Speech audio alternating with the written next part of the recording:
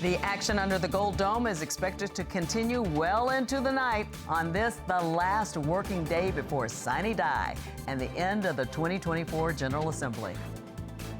Good evening and welcome to Lawmakers on day 39 of the legislative session. I'm Donna Lowry in Atlanta. Except for lunch and dinner breaks, both chambers are racing to pass as many bills as they can today. Whatever they don't finish this evening, they will take up on Thursday. That final legislative day doesn't have to even end at midnight on Thursday. It ends when they wrap things up and celebrate by throwing a snow flurry of shredded paper into the air. Tonight on the show, we'll hear from leaders in both chambers. Also joining us, two lawmakers with different perspectives on the session. The other is wrapping up her first term, and one is a long-time lawmaker. She will tell us about her bills dealing with homeowners associations and rent control. But first, let's go to the busy Gold Dome, where Capitol correspondent Sarah Callis is live with a rundown of the day so far. Hi, Sarah. Hi, Donna. Dozens of bills cleared both chambers today, and lawmakers still aren't slowing down on the second to last day of the session. On the next to last day of the session, Senator Valencia C. took a moment before the chamber's mad dash began to say farewell as she retires from the Senate. 22 years in this chamber. Who would have thought that little girl from Herndon Homes would be one of 56 in this great state she was born and raised in? The Senate then took up the business of passing bills, having 82 pieces of legislation on their rules calendar. Most notable from the morning session was HB 916, the Senate's version of the fiscal year 2025 budget, which goes into effect July 1st. $36.08 billion, and it's about 4.3% under our FY 2023 collections, with tax receipts projected to be about 3.9% under those as well. Besides the publicized raises for teachers and state employees, the Senate version also targeted other agencies. Above those pay increases, the Senate also targeted specific areas. Law enforcement, $3,000 increase on top of the 4% for $46.7 million. Department of Human Services, $3,000 increase on top of the 4% for an additional $4.6 million. The Department of Agriculture and Consumer Protection, $1.2 million for $2,000 on top of the 3% for our food protection in sectors. And increased funding for school safety. The Senate proposal meets the House and the governor's proposal by adding $103.9 million to establish school safety security grants and adds an additional $5 million at the request of our Lieutenant Governor to make sure that school safety is a priority. The bill was passed 53-1. More controversial was HB 1104. It was originally written to help student athletes deal with mental health issues, but the Senate changed the bill, combining 4 other contentious Senate school bills. Prohibits schools from teaching sex education before the 6th grade. It also allows for a process for parents to review the materials 2 weeks before each semester starts, and it's an opt-in, not an opt-out. The matter dealing with gender identity and no matter what the male would claim his gender identity is currently, it would be based off of his birth certificate and would not be allowed to play in those girls' sports. The bill will also mandate that school libraries inform parents about the content of any materials their child checks out. But Democrats pushed back. This bill creates the biggest safe space of them all. And that is a safe space for a fraction of the public that doesn't want to acknowledge the reality of trans people and LGBTQ people generally. And it says those people never have to confront the existence of those people and what it means. Instead, they can hide behind Georgia state law. And that, my friends, is weak. The bill passed 33-21 along party lines. In the House, the day started with honoring some local heroes. Representative Houston Gaines sponsored a resolution honoring 5 UGA students who saved a family from a submerged vehicle. They turned their car around, dove right into the water. They helped the mom get an 8-year-old out of the vehicle. There was also a 4-year-old in the vehicle that they couldn't even see. The 4-year-old was stuck in the vehicle. They worked with the mom to ultimately get the 4-year-old out of the vehicle. Took several minutes, ultimately got the 4-year-old out and performed CPR, saved the young person's life. It's amazing. Then it was straight to business. The House overwhelmingly approved SB 132, a moratorium on new mining projects. Democrats supported the bill, but some said they wished the legislature was doing more to protect the Ofekenokee Swamp. Many of us feel like putting a mine anywhere within range of that swamp is the wrong thing to do. We are afraid of what it will do to the groundwater. We are afraid of what it will do to the many very special and unique flowers and wildlife and even things I don't like snakes and reptiles and alligators. That bill has to go back to the Senate for final approval since the House made significant changes. House members also gave final approval to HB 404. That bill requires that landlords keep rental properties in habitable conditions for tenants. HB 404 passed 168 to 1. SB 417, which creates a new criminal charge for detonating a firework near an emergency responder, passed 157 to 2. And House Minority Leader James Beverly announced his retirement to his colleagues this afternoon. Y'all are my family. I love you, I love you, I love you, I love you, I love you, I love you, I love you. And y'all can't change it. You can't rearrange it. It is what it is. Y'all sit down. Donna, late this afternoon, the Senate passed House bills that will help property owners remove squatters more easily and allow coin-operated amusement machines or slot machines in certain places. Proceeds will go to the Lottery Education Fund.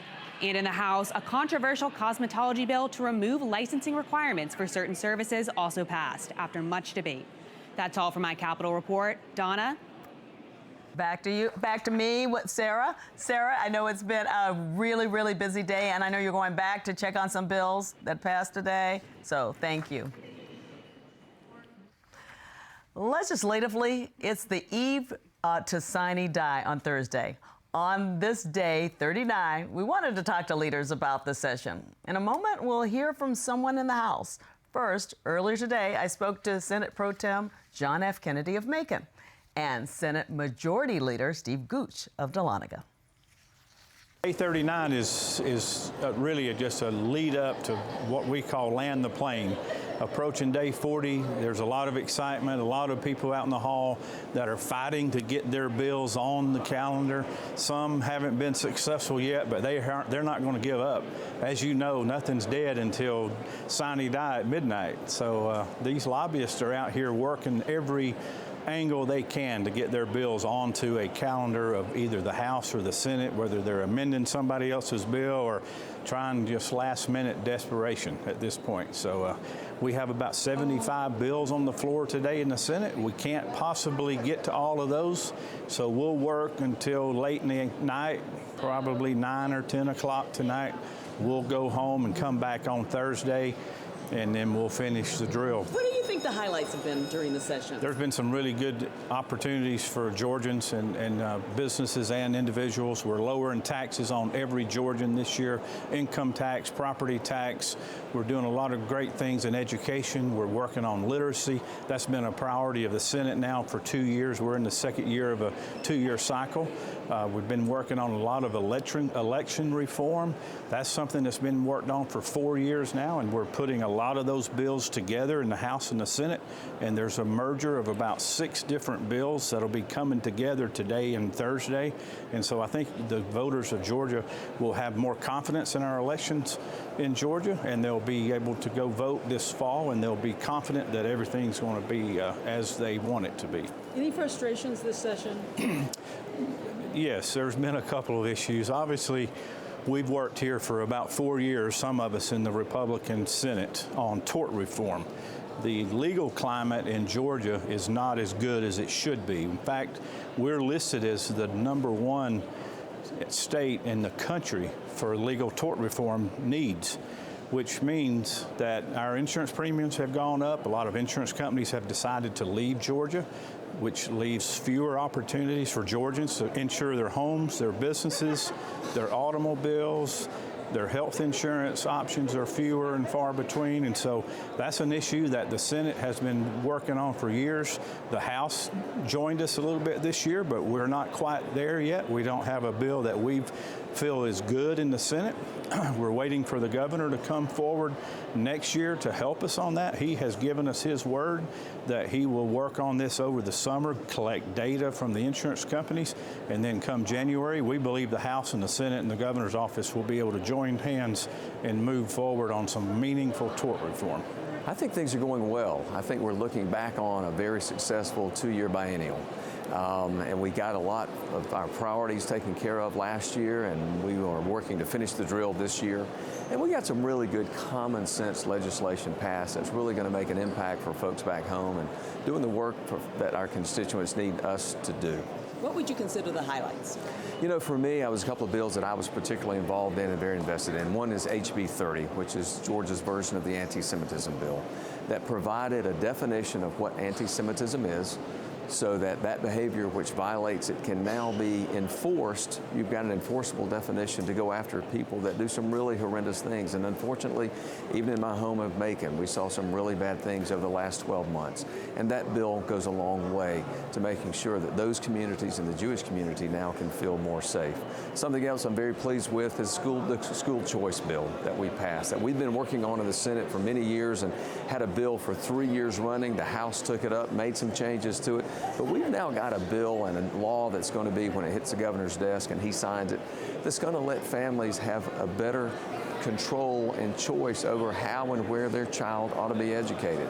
That's something very personal to families, and families are very vested in that way. And is often said that your zip code ought not determine a child's educational opportunities, because we know as those educational opportunities go, so go that child's future.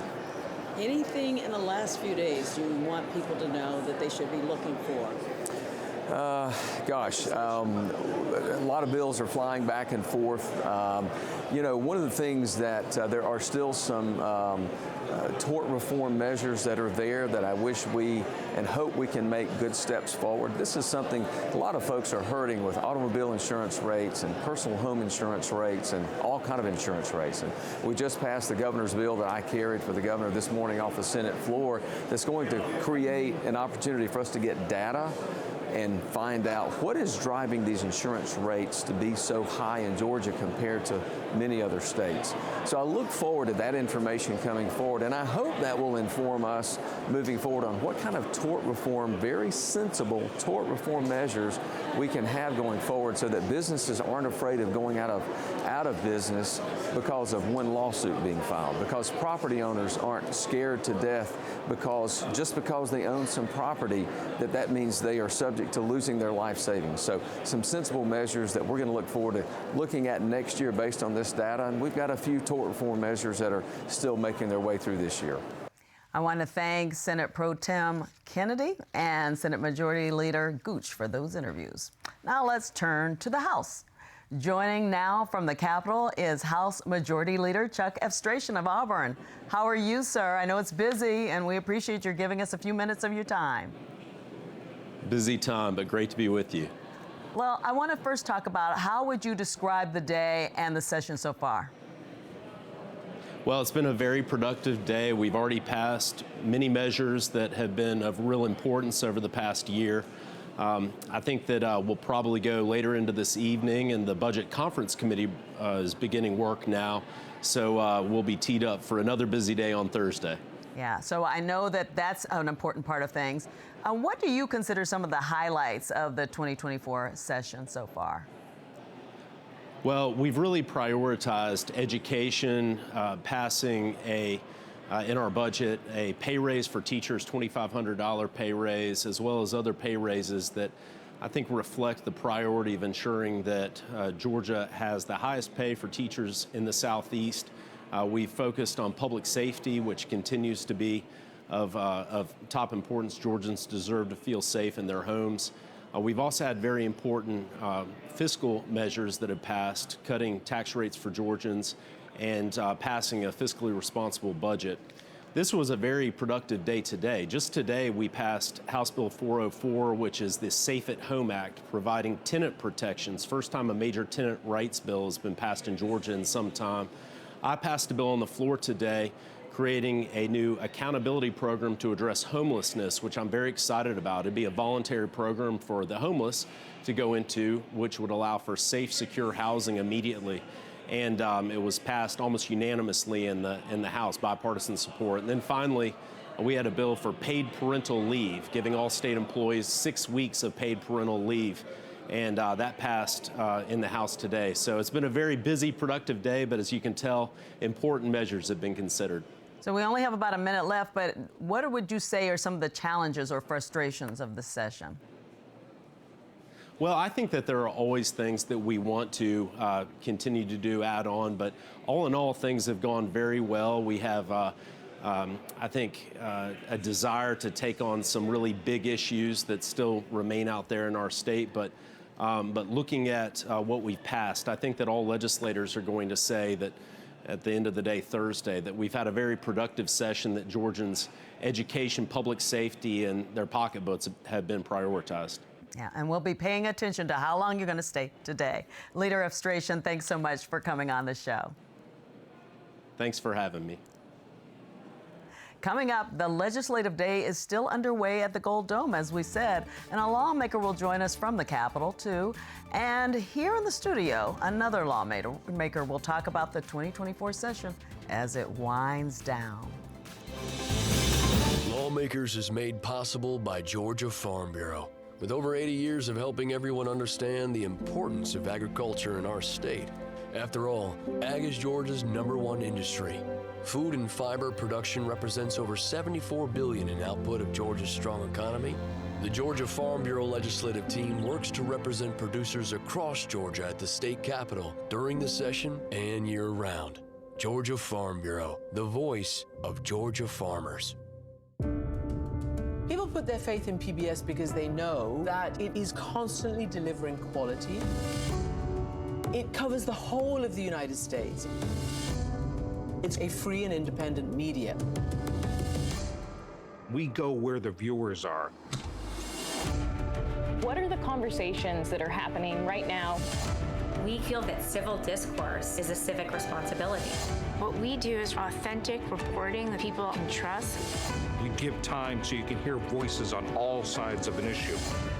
This is the place that people turn to for stories that matter. And they know that when they walk away, they will have learned something about the world around them. That's why this makes PBS important for daily life and, in the end, our world.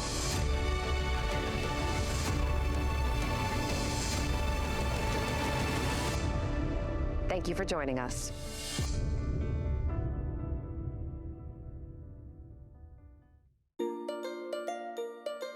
Community.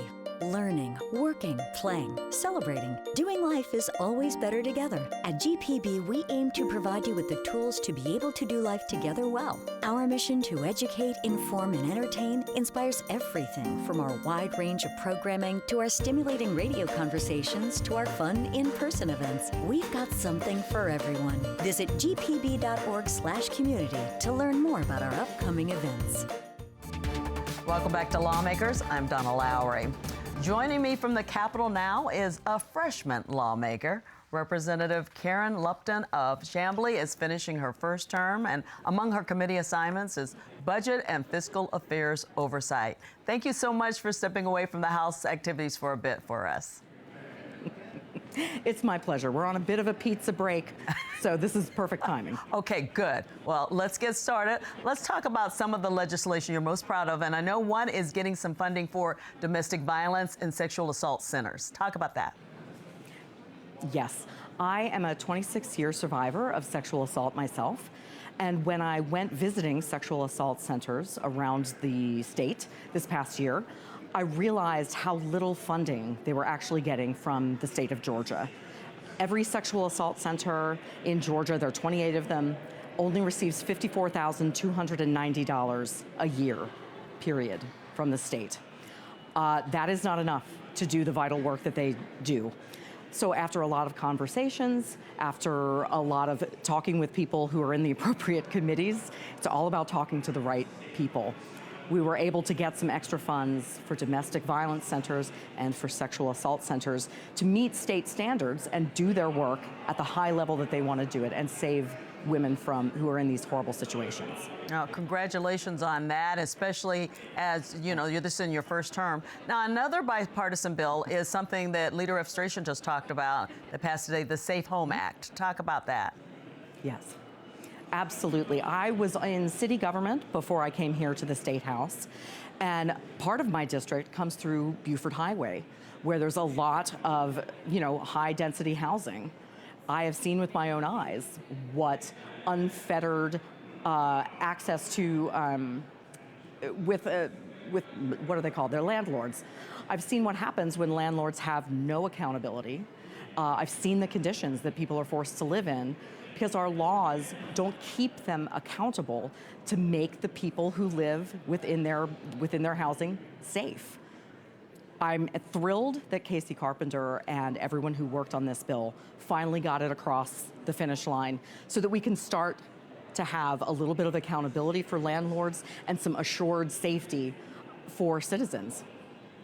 So I know this is, as I mentioned, this is your first 2-year term. What are your overall thoughts about things? I have a really interesting time answering that question. People always ask, oh, how's it going? And I want to say, well, it's horrible, and it's great, and it's frustrating, but exhilarating. It's depressing, but absolutely wonderful. It's an awe to be here. I love this job. I hope that my voters keep sending me back as long as I can to do what's best for them, to represent them here. It is indescribable what happens here. Between what's represented in the paper as a lot of partisan fighting, a lot of ugly stuff that goes on. And it's not that doesn't happen, but by and large, what happens is we make relationships with each other. We try to reach across the aisle and get things done for our citizens. We want the same things, just sometimes we have a different approach to it. I've been very fortunate to be able to start to make some of those connections across the aisle and hopefully to be more effective for my constituents in the long run. I love it here, I really do. Oh, that's great. It's good to hear that. And I want to thank you for taking the time to come to talk to us on this busy day, and I hope you do get something to eat before you start back again. Oh. Thank you so much. I really appreciate it. Thanks. Now we are going to turn to our guest in the studio, Senator Donzella James. She has served 2 terms in the Senate. She did one from 1995 to 2002, and then she was sworn in again during a special election in 2009. Welcome to the show. Thank you. You've seen these day before sine dies happen before. Oh, yes, over and over. And it's quite something. First, I want people to know why you have this around you. You look very, I don't know, scholarly. Well, I was so blessed today to be invited to an awards program at the Capitol where the Trinity University from Pensacola gave me a doctorate. You are an honorary doctorate? Honorary That's pretty doctorate. Cool. Oh, you look, it looks good on you. Thank you. It was the ambassadors program that they had. And they told me that clearly I had been an ambassador for our state of Georgia. I love that. Let's get to some of your bills. You have several bills dealing with homeowners association. Correct. So let's separate at least one of them. One is the ombudsman bill, SB 356. Tell us about that. Well, after having 4 or more hearings last year on HOAs and COAs and other associations for trailer parks, etc., then I found out that we really have a problem with some of the associations. The people think mistreating the folk that are there. And so many of them don't pay their homeowners fees or whatever, and then they get liens against them or condominium fees that they might have a problem because the water's not running right or whatever, and don't pay it. And then if you get up to $2,000 worth of liens on your property, they can sell your house on the courthouse steps. They can take your property. So who will these people go to if they can't afford to even get a lawyer? So they need an ombudsman program. They need someone that can go and advise them so that they won't have to incur more cost in order to get out of the situation. Some people already own their homes. They just paying fees, and then the fees get late fees added to them, and it's outrageous. They own their homes, but they're paying these fees. So where is this bill right now? The ombudsman bill is in committee. It did not make it. However, I had other HOA bills. Let's talk about them. So you had 3, and there are portions of them in another bill that Senator Matt Brass has, and it's now HB 200. Tell us about it. Today, I was really excited on day 39 that we were able to put an amendment on another bill. And it was through Matt Brass and myself to push forward. And we put 3 of those bills, that HOA bills that we had been pushing, and they had not moved very far. We put them on that bill, that 200, that HB 200, and it passed. Only 2 people voted against it. Yeah, so I know that part of it is this one prevents HOAs from filing claims against a homeowner who has previously been in good standing. So Right. that was something you really wanted. Yes, I really wanted it because many of the people who lose their homes or have these enormous amounts of fees attached to some disagreement, you know, those people say that they would say, well, you've not paid, and they can pull out all of their certificates. They like a receipt, but it's better than that. And so that way they cannot be accused of not always being a good homeowner. Many homeowners associations are outstanding, they're great. And so, you know, people try to go through the covenant that they have signed and make sure that they do everything, but it doesn't always work. You'd also like to see a study committee of HOAs.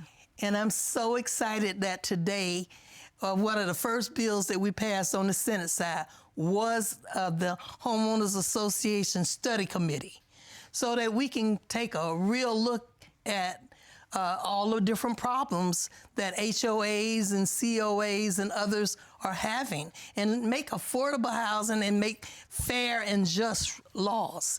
Because right now, it's not happening. So we definitely need better. I want you to give you a few minutes to talk about, you also have a rent control bill, SB 125. Yes, that's been the most popular, and we did move it a little, but it got stuck in on the House side. So, you know, we've been working to lift that prohibition. It was 1984 when the state of Georgia had a bill that prohibits any rent control, meaning cities, municipalities, counties, they don't have any say-so. So now the increase of rent is doubling, tripling, quadrupling even. Most of them at least 30% from the year before. And so what we're trying to do with rent control prohibition is to lift it so that we can have local control, so that all of the elected officials of the different counties or cities would have say-so and listen to their communities. They can ban it if they want to, or they can put a cap on it. Okay. We need to put a cap on some of this outrageous amounts because the students are upset because they can't find housing. Right. The seniors are upset. The veterans are upset. And it's causing more homelessness. And you're upset and you're fighting for them. I'm very upset. I'm for the people. I know you are. I want to thank you so much for coming on the show, and congratulations again. Thank you very much. I'm very honored. Yes, you deserve it. Thank you. Well, that does it today for Lawmakers. We're off tomorrow. We have one more show, and it's a whopper. It's Sine Die. We'll dish up all the action in a special 1-hour Lawmakers. Mayor Sarah Callis will bring us interviews from the Gold Dome, and we'll have analysis from guests right here in the studio. We hope you'll join us. For now, have a good night.